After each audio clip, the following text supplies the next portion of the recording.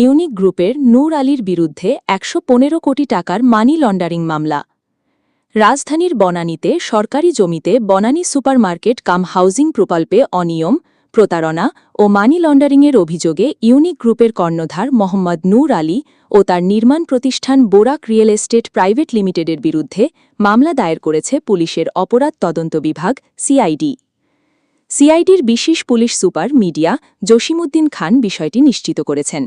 ইনি জানান, অনুমোদনহীন ভবনে হোটেল ব্যবসা পরিচালনার মাধ্যমে অভিযুক্তরা অবৈধভাবে ১১৫,৫৪,২৪,৭০৭ টাকা আয় করে তা হস্তান্তর, স্থানান্তর ও রূপান্তরের মাধ্যমে মানি লন্ডারিং করেছে, এমন প্রাথমিক তথ্য প্রমাণ পাওয়া গেছে। এই ঘটনায় বৃহস্পতিবার ৭ মে বনানী থানায় মানি লন্ডারিং প্রতিরোধ আইন ২০১২-এর 4244 ধারায় মামলা দায়ের করা হয়েছে। সিআইডির অনুসন্ধানে জানা যায়, বনানী এলাকায় ১৪ তলা ভবন নির্মাণের চুক্তি থাকলেও বোরাক রিয়েল এস্টেট প্রাইভেট লিমিটেড চুক্তির শর্ত ভঙ্গ করে অনুমোদন ছাড়াই ২৮ তলা ভবন নির্মাণ করে। পরে সেখানে 5 স্টার হোটেল শেরাটন প্রতিষ্ঠা করা হয়। বর্তমানে মামলাটি তদন্ত কার্যক্রম সিআইডির ফাইন্যান্সিয়াল ক্রাইম বিভাগ পরিচালনা করছে। অপরাধের পূর্ণাঙ্গ তথ্য উদ্ঘাটন ও অভিযুক্তদের গ্রেপ্তারে তদন্ত ও অভিযান অব্যাহত রয়েছে। অনুসন্ধানী প্রতিবেদক, দৈনিক ক্রাইম জনতা।